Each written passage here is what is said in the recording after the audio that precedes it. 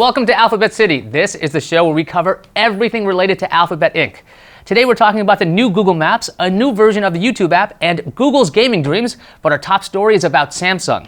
First stop, Android Avenue. Samsung's made it official. Its next Unpacked event will be held on August 9th at the Barclays Center in Brooklyn. Take a look at that snazzy invite. It looks like a close-up of an S Pen, which suggests this is going to be about the Note 9. The Twitter account for Samsung Mobile News says the new S Pen of the Galaxy Note 9 will have some remote control features. This upgrade might be the best which the S Pen has ever received. The account also says the pen would be charged by putting it back in the Note.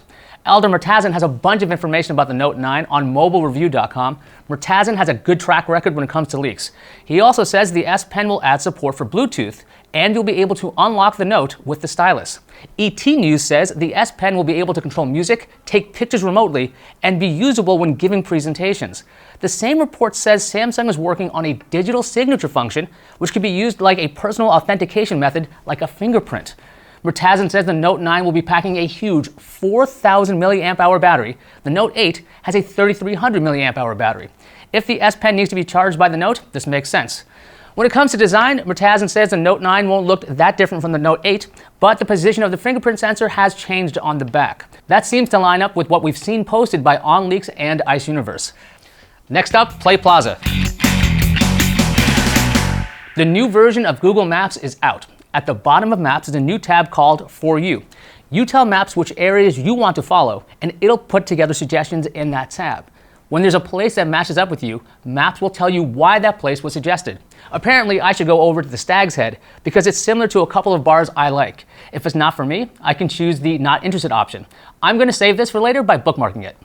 Let's talk about the YouTube app. Google updated the app so now everyone running Oreo can use the picture-in-picture mode. One snag though, music videos won't work in picture-in-picture mode unless you're paying for premium. Next stop, Google Gardens.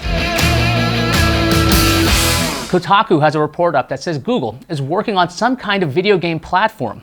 The report says it's a three-pronged approach.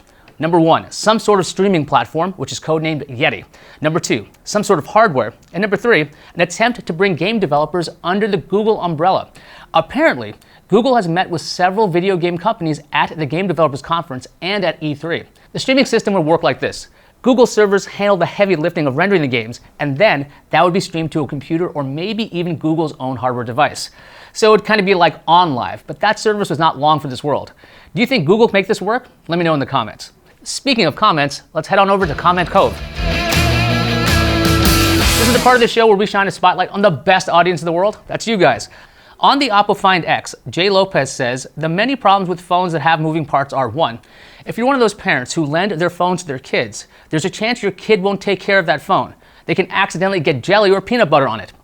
Jay, from now on, I want that to be a new phone selling point. This phone is jelly and peanut butter resistant. Life Improvements had a comment about Oppo's face scanning branding. How many people did that pass before it was agreed upon? And not one of them thought there was anything wrong with calling it O-Face. I agree with your sentiment. Thanks to everyone for writing in.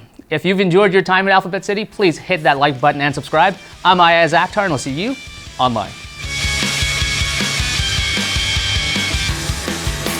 Awesome, you're still here. Here's a little bit more news. The good folks at XDA Developers are reporting that 18 different Chromebooks are getting Linux app support. Support for Linux on Chromebooks was announced at Google I/O this year, with the Pixelbook being the first to get the feature.